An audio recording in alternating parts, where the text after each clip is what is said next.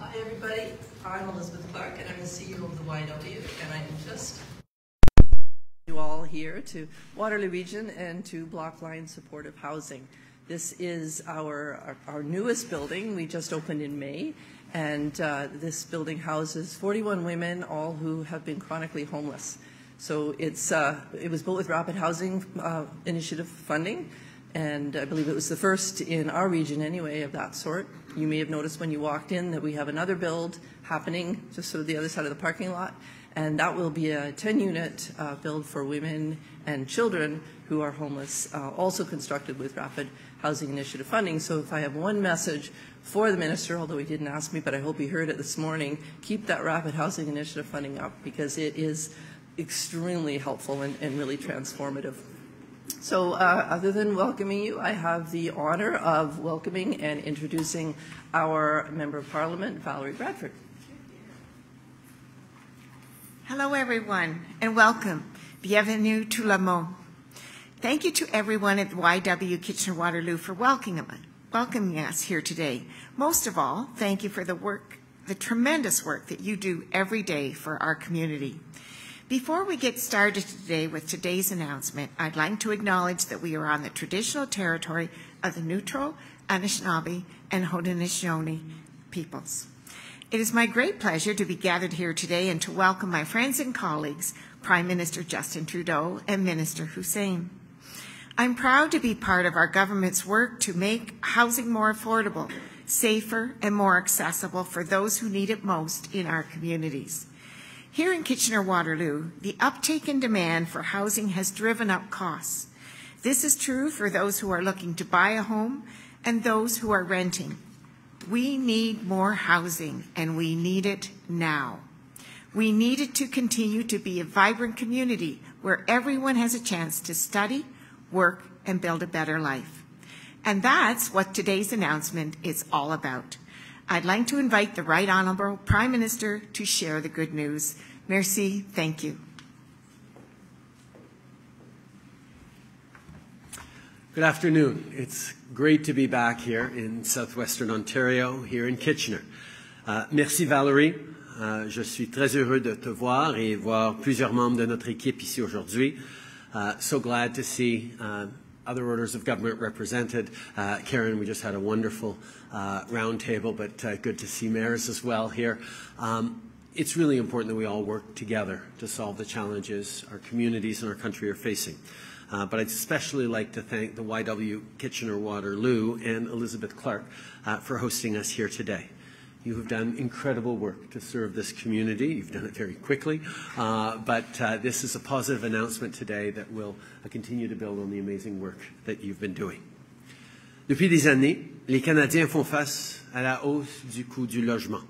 En 2017, on a annoncé et lancé la stratégie nationale sur le logement, et à ce jour, on a aidé plus de 1,2 million de personnes à trouver un chez-soi. Mais on sait qu'il reste beaucoup de travail à faire. Dans le budget 2022, on a présenté un plan ambitieux pour rendre le logement plus abordable. Entre autres, on va doubler l'offre de logement dans la prochaine décennie. Et on va continuer d'innover et de construire plus de logements abordables, surtout pour ceux qui louent et ceux qui risquent de se trouver en situation d'itinérance. Over the past years and the past months, I've talked with many Canadians who are worried about being able to afford a place to live. This is as true for people looking to buy a home as for those who live in rental housing. We're seeing prices going up across the country. So we know we need to build supply and find innovative solutions. And that's what today's announcement is all about. I'm happy to announce that we are making a major investment to create nearly 17,000 homes, the majority of which will be affordable units. A big piece of this is the upcoming launch of the third phase of our extremely successful Rapid Housing Initiative. We first launched the program in 2020 to quickly deliver permanent housing for vulnerable people. At each stage, this program has exceeded expectations. The first 2 rounds of the Rapid Housing Initiative are set to deliver over 10,000 units, outperforming the 7,500 we initially hoped to build. With today's announcement, this third round will build 4,500 more affordable units from coast to coast to coast. The impact of this program is evident right here at YW Kitchener-Waterloo's new Block Line Road building. This supportive housing building is now home for dozens of women at risk of homelessness or who were experiencing it until these units were built. During the round table, we all got to hear from two extraordinary women, Renee and Erin, who were sharing their stories and sharing how important it is that even as we invest in the safety, security, stability of housing, we're also investing in the community that goes around it to allow people to build their own path and their own potential. I know everyone around the table was moved to hear their strength and their courage and inspired for the future that we're going to continue to work on building together. Because when people have stable homes, they can build more stable lives. They can participate and create their communities. They can contribute their skills to businesses and organizations in our economy, and we all benefit from that. I want to take a moment to acknowledge the way both the City of Kitchener and the region of Waterloo are expedited the zoning, planning, and permitting processes and supported this project to get it built quickly. We need all orders of government to step up and find ways to get projects built, and we want to be your partners in finding ways to remove barriers, accelerate projects, and unlock supply. On sait que pour résoudre un problème aussi complexe que le logement, ça prend des idées nouvelles, audacieuses et créatives. C'est pour ça que le financement d'aujourd'hui prévoit aussi des investissements dans le Fonds d'innovation pour le logement abordable. The Affordable Housing Innovation Fund has supported projects like North America's first passive house retrofit on an apartment building. And today we're announcing that through this fund, we will be investing to create 10,800 housing units, including 6,000 affordable units. We're also creating a stream under this fund for a new rent-to-own pilot. For a lot of renters, saving to buy a home is increasingly difficult. Through this new program, we'll work with housing providers to help families go from renting to owning their home. I'm very pleased to say that applications for projects open today. When nearly a third of Canadians rent their homes, it's important that governments make sure renters are part of any affordability plan. And that's what the federal government will keep doing.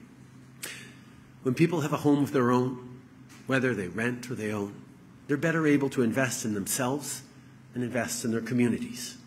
Our government understands that it's only by investing in people that we can grow the economy. When we help provide childcare, we give kids the best start in life and help 250,000 workers, especially moms, participate in the labor force. When we invest in post-secondary education and apprenticeships, we help people reach their full potential, and we help businesses who are now able to hire skilled workers. Quand on appuie les travailleurs à faible revenu, on les aide à profiter de toutes les opportunités qui s'offrent à eux. Quand on fait ça, notre économie se développe, la classe moyenne se renforce et on s'assure que tout le monde puisse bénéficier. Tackling housing affordability is a complex problem, and there is no one silver bullet. The fact is, simplistic solutions are simply not going to solve the problem. But announcements like today's move us all forward and give more people a place to call home and a real and fair chance at success. And on that, I want to thank Minister Ahmed Hussein for his extraordinary leadership over these past years and everything that you do, Ahmed, to help make housing more affordable. But before I introduce Ahmed, I want to send my condolences to everyone affected by the devastating floods in Pakistan, and especially to all those who've lost loved ones. Yesterday, Canada committed an additional $5 million in emergency assistance and humanitarian aid. We will continue to stand with the people of Pakistan impacted by this horrific disaster. And I'm now very pleased to turn it over to Minister Hussein. Ahmed. Thank you very much, Prime Minister. Hello, everyone. Bonjour tout le monde. Thank you, Prime Minister, for that kind introduction. And I want to really start by echoing your important message, which is that this is truly about helping Canadians access safe and affordable housing that meets their needs. We know Canadians have different housing needs depending on where they sit on the housing spectrum. And the stories we heard today in the roundtable from local residents here in Kitchener and around Waterloo region truly highlight the diversity of need in housing that we all know exists right across the country. Et ce sont des histoires comme celle-ci qui remettent toujours en perspective ce que nous faisons en tant que gouvernement. It is easy to think about our national housing strategy as a standalone solution to a complex issue.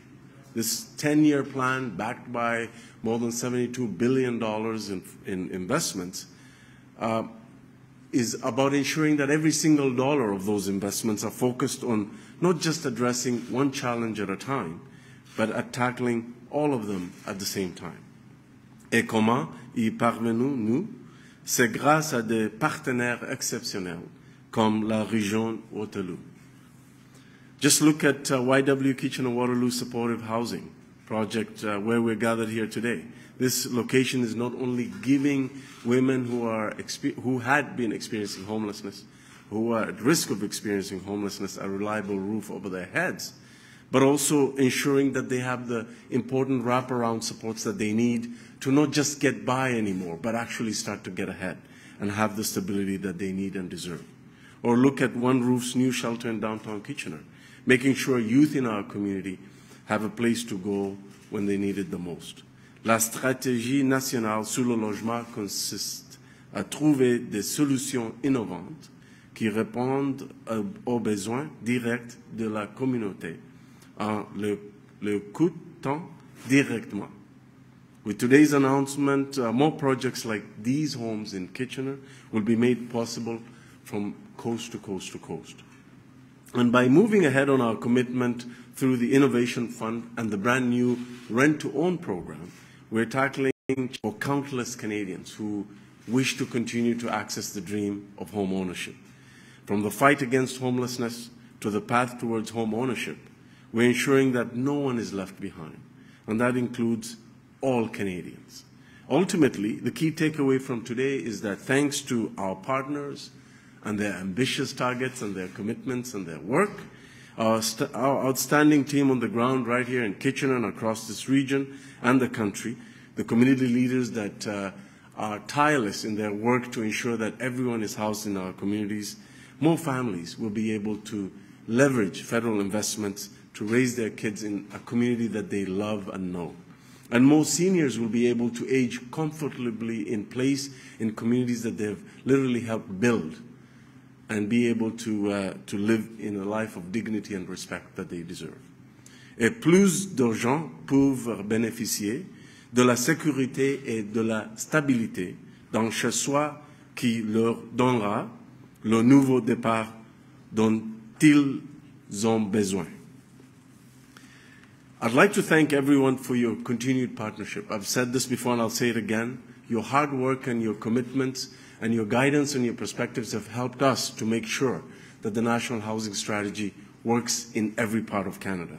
Your hard work is actually improving the lives of everyone in our community. And by working together and by constantly challenging us to do more and making sure that our National Housing Strategy has the biggest possible impact to meet the needs of the local residents here, I have no doubt that we will be coming back for more announcements and that we will ensure collectively and together that everyone here has a safe and affordable place to call home. Merci beaucoup tout le monde. Thank you. Merci. Nous avons maintenant 20 minutes pour des questions, une question et une question de suivi. We will now have 20 minutes for questions from media. One question, one follow-up. Please identify your outlet and your name. We will start with the first question. Hi, good morning, good afternoon. I'm Carmen with CTV News Kitchener. In this region, we have an encampment where residents have been told to leave. They can't afford a home and they can't rent, and that's why they're living in these tents. Councillors are working to develop a plan, short-term interim solutions. What does your government propose to do to ensure that these, long-term solutions are available to these folks? Well, I know how challenging it is right now for residents in the region, but particularly for those facing homelessness. That's why the municipality has stepped up in responding it, but the federal government has a role to play as well, and that's exactly why we're making this announcement today. In 2020, we created something called the Rapid Housing Initiative, which was in a partial response to the pandemic, where people needed to get inside to safety and be able to stay isolated. So it was a program that allowed municipalities to purchase hotels, motels, to build rapid modular housing. The one condition we had is it had to happen really, really fast. And this is an extraordinary example of exactly that, that delivered housing units in months, not years. That program was so successful in its first offer, not just in getting more projects built than we expected, but creating more housing spaces than we thought. We renewed it for a second round, and we're now announcing today that this fall we'll be renewing it for a third round. So these are the kinds of projects that invest directly in municipalities to make sure that rapidly people are able to find affordable places to live. It's about every order of government working together to deliver, to offer those not long-term but medium-term solutions for people who are facing such short-term stresses. How many affordable housing units can we see in Waterloo region in particular and in Guelph? The investments in the Rapid Housing Initiative are across the country because we know there are needs in rural areas, in urban areas, from coast to coast to coast. Every area gets to commit and to put forward great projects, and I know from having conversations already with local organizations and municipal leadership, there's a lot of excitement about the projects that they know are going to be able to be put into the mix for Kitchener-Waterloo region. My name is Liz Montero. I'm a reporter at The Record, which is a newspaper here in Kitchener. And I'd like to follow up on what Carmen was speaking about. And specifically, in Waterloo region, we have 21 encampments that we know of. And that means that at least 135 people are living outside without a home. And recently, the region has recognized that sanctioned encampments is a temporary form of housing. It's a temporary alternative. Yet it is the same region, though, that is taking many of these residents at one particular encampment through court action to evict them from there. So how do we remedy that when, on one hand, we're saying, yes, we want to assist you, we're doing everything we can, but yet we're taking you to court and we're going to evict you? I know those are important issues that the municipality is struggling with, and rightly so. What the federal government is doing is being there as a partner to make sure that these pressures become less, to make sure that there is a creation of stable housing supply, of increased supply of affordable housing, so that people don't have, as an only option, to live in an encampment or to be homeless. We know there is a need for more affordable rental homes. There is more need for supported housing. There's more need for wraparound supports. The federal government is there as a partner, particularly when it comes to investing the necessary capital to be able to build places like this. But the province and the municipality have important roles to play in making sure there are the services that are there for people. When someone experiences homelessness, they come into their home, even if it's great 4 walls and a roof, with a higher level of needs and services that they have to access, particularly in those first years. That's something that we need to make sure is being delivered, and that's something we're going to continue to work with the municipality and the province on. So the money that you're announcing today then will assist the region and the municipalities here to build temporary homes for some of these people? Build rapid homes, but not necessarily temporary homes. We know that there is a need that is not going away anytime soon. We see our populations are growing, particularly in vibrant areas like Kitchener-Waterloo.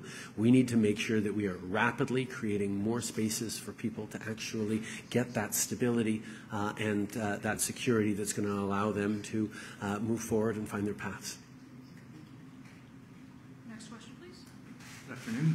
James Sharani with CBC KW. I'm just wondering, what do you think is behind the rise in threats that politicians are facing?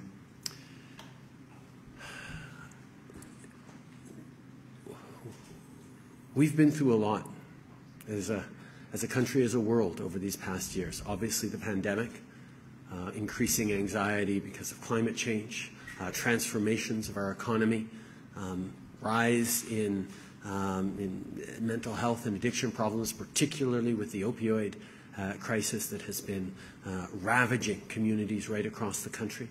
There's a lot of pressure on a lot of people, and unfortunately there are no easy solutions for all these challenges we're facing. It's going to take hard work. It's going to take people listening to each other. It's going to take orders of government stepping up and delivering for people. And it's a time for responsible leadership. It's time for people to look to assuage fears and angers, to respond with a positive vision of the future. But people are hurting. People are hurting because of all these things we're going through. And we need to make sure that the messages that we put forward as a country, and not just political leaders, but community leaders, institutions, are focused on supporting each other. Canada made it through this pandemic better than most places in the world because Canadians do a really good job of being there for each other.